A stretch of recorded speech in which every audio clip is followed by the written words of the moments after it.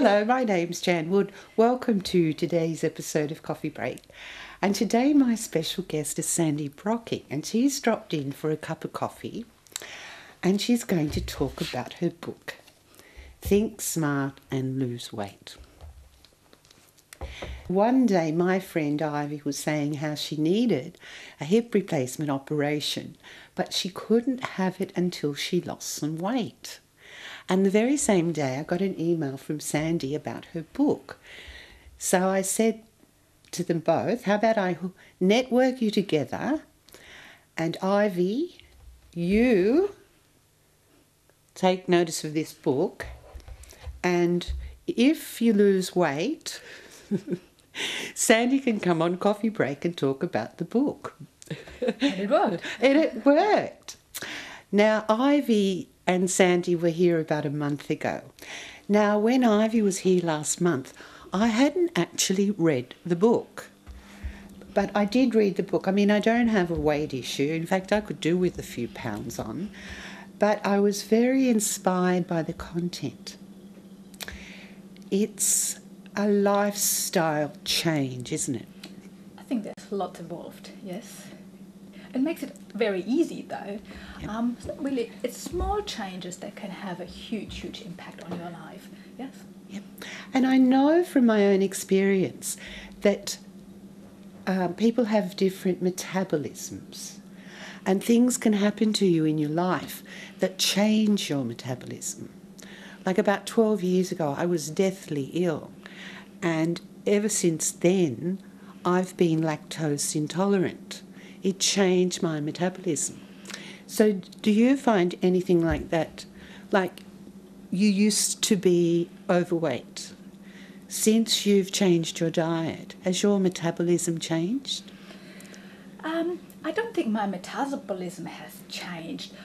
Just my whole appearance, my whole life has changed in a way. I feel much better, I feel much healthier, I feel much more energetic, and I can do many more things. Okay. And there is so much involved with energy, with the food we eat.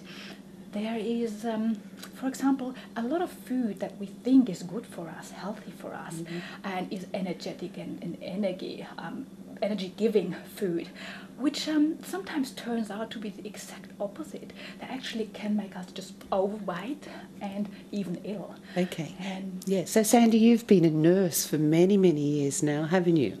yeah, that's true. And that's another reason why you wrote the book. Oh yes, very much.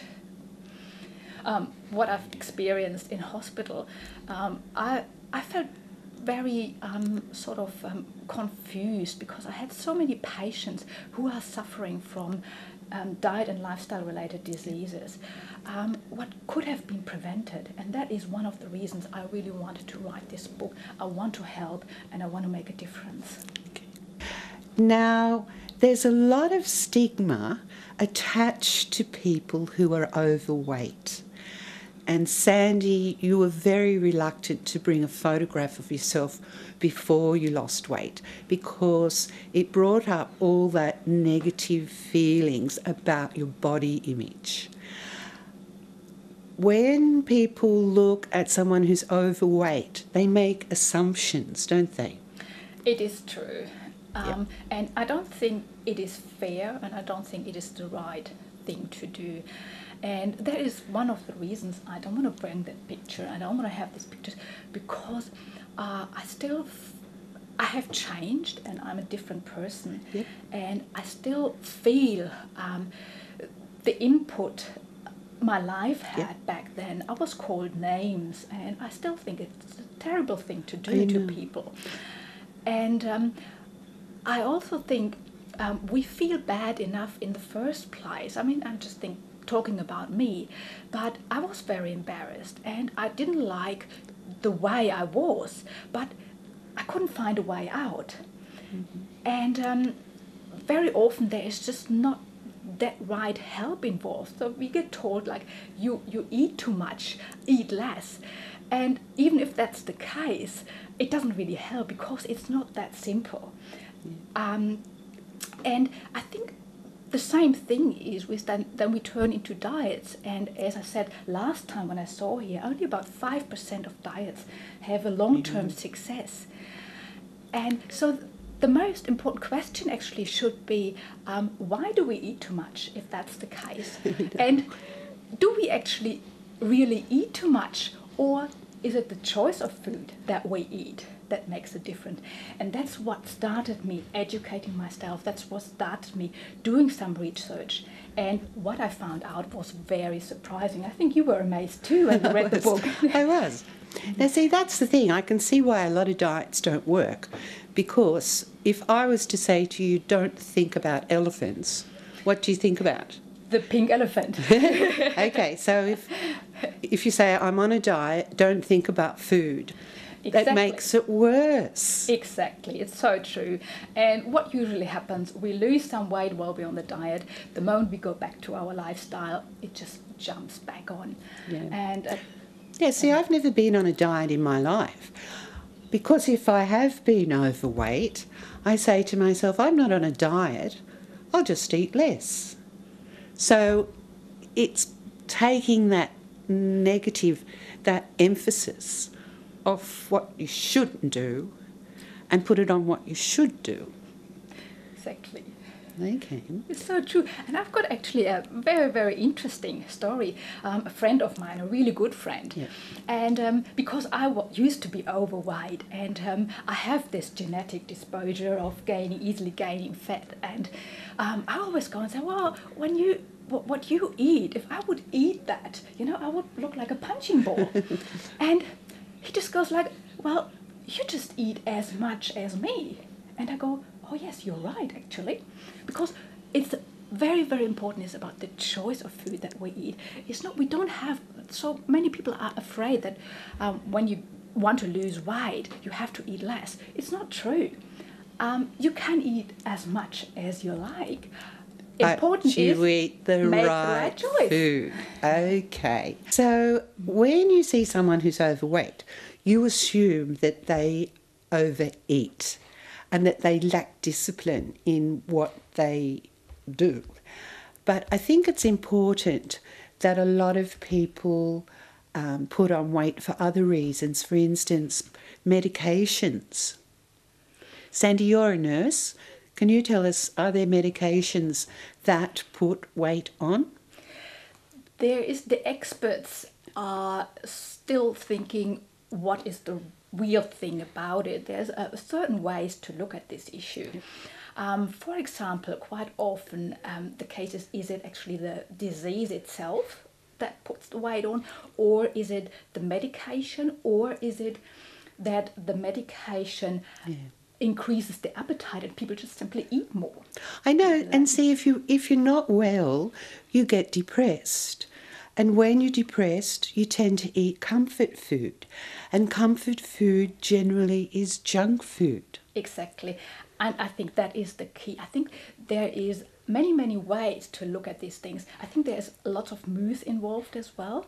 Like, for example, when you got told that with this tablet you may increase your weight, quite often people like me, for example, who have the genetic background to gain weight easily, we go and we are in fear. And what does fear do? We eat more. So that could be a background of that.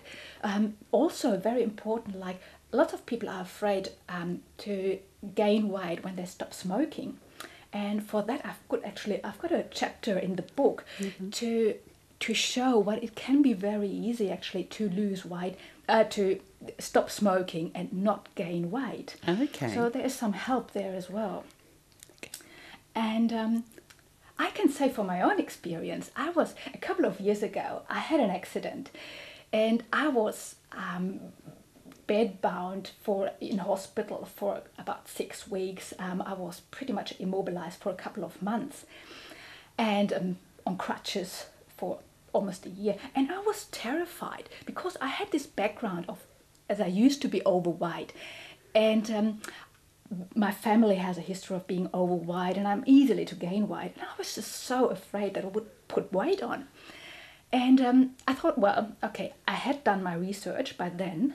I thought, well, I know what I'm doing and I just go with it, and I should be fine, and I was fine. So there is a lot we can do, Okay. and a healthy option of food, a healthy way of living can help a lot. And even when you've got a disease, even when you're on medication, it still helps. A healthy choice of food and a healthy way of life is always a better option and can help you in every situation of your life. Now, Sandy, there's all sorts of issues around food. For instance, I've noticed in restaurants they have a different menu in the wintertime to the summertime, because in wintertime your body needs different food to in the summer. Yeah, and we try to want different food. We like warmer food. We like more body warming food in a way, and but it doesn't make a difference actually on weight or weight loss issues or health issues, because you can always find a healthy option to eat, if it's summer or winter. And a key is really the way what we got brought up with is often much heavier food, much more energy food. If you think about, for example, our grandmas, and back then, people did much more physical work than today. And if we still use these recipes and still eat this food from back then, where people were out and working hard, and today we most likely sit in the office all day, we should really be aware of what we do. Okay, so if you need to lose weight, you need to think. That's true. Smart. That's true. Think smart. Think about what goes into your body and lose weight. So if anyone would like to buy a copy, what would they do?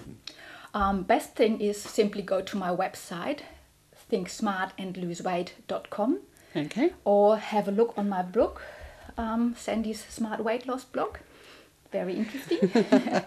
Okay. Yeah, and please contact me for any question. I'm quite happy to answer questions. And you're a really good personal trainer for Ivy, weren't you? Oh, yeah, she's wonderful. And yeah, she's done well. It's great. Because she loves her food.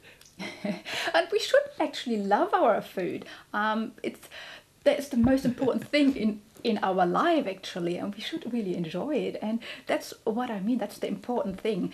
Don't stop enjoying your food. Don't stop enjoying your life. Enjoy your food, but do it the right way.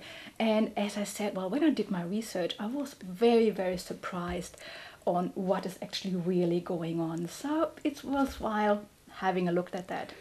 Okay. I could see this book could work.